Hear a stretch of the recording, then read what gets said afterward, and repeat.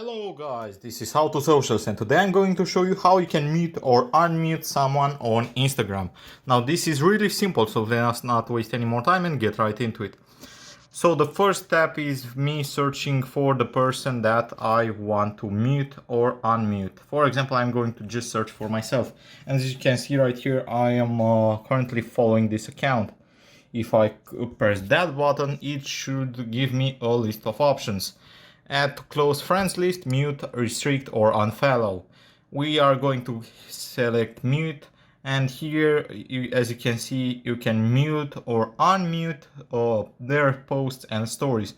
For example, if I tick these boxes, now this person will be muted and it shows right here what I have muted for them.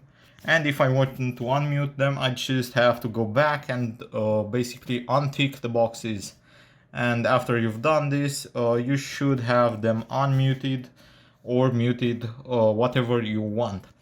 I hope you found this tutorial helpful. I hope you enjoyed it. Don't forget to subscribe to the channel and see you in the next one.